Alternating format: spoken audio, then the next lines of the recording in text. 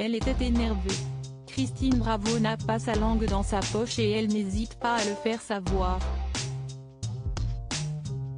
Ce vendredi 25 mars, elle était présente dans l'émission des grosses têtes sur RTL.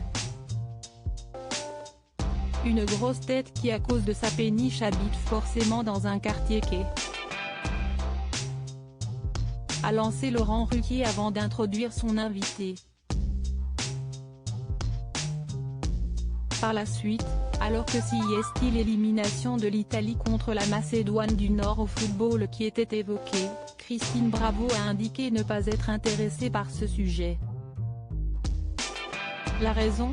Nous, les Corses, on est en deuil aujourd'hui, a-t-elle affirmé, ce qui a beaucoup fait rire Laurent Ruquier et ses invités.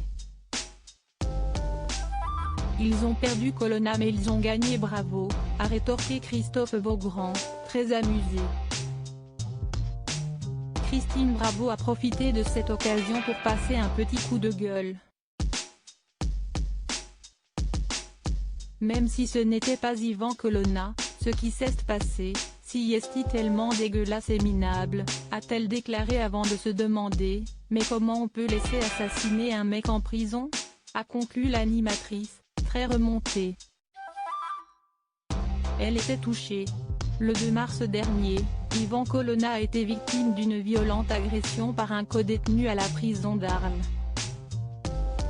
Les faits se sont déroulés dans la matinée, plus précisément dans la salle de sport de la prison où le plus célèbre assassin corse purgeait sa peine de prison à perpétuité pour le meurtre du préfet Erignac.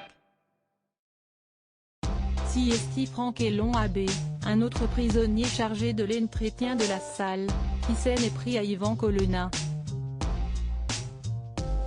Il a été violemment étouffé avec des sacs en plastique et des serviettes et avait d'abord été conduit en urgence à l'hôpital d'Arles avant d'être transféré à Marseille.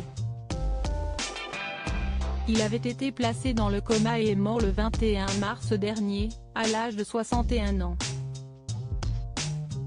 Depuis cette agression, plusieurs manifestations de soutien envers Yvan Colonna ont été organisées, principalement en Corse où il était une figure emblématique. Ses obsèques se sont déroulées ce vendredi 25 mars dans son village de Cargèse. Une agression qui a été très commentée et qui n'a pas échappé à Christine Bravo qui assure être dans l'incompréhension et qui se demande également comment cela a pu arriver dans l'enceinte d'une prison. Christine Bravo, pourquoi est-elle attachée à la Corse ? Christine Bravo a déposé ses valises en Corse, comme elle l'a révélé face à Laurent Ruquier et à ses grosses têtes ce lundi 21 mars. À partir du moment où je suis résidente, je suis corse. Oui, j'ai acheté une maison, j'y suis domiciliée, a-t-elle d'abord affirmé. Ravie de son achat, elle a toutefois assuré avoir eu quelques difficultés, notamment pour meubler sa maison. Je commande un salon de jardin, en Corse, et il n'arrive pas.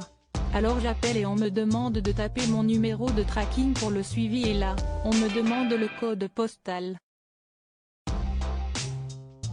Et là on me dit que ce numéro de département n'existe pas, a-t-elle conclu face aux invités, très amusée par sa mésaventure. Loading widget.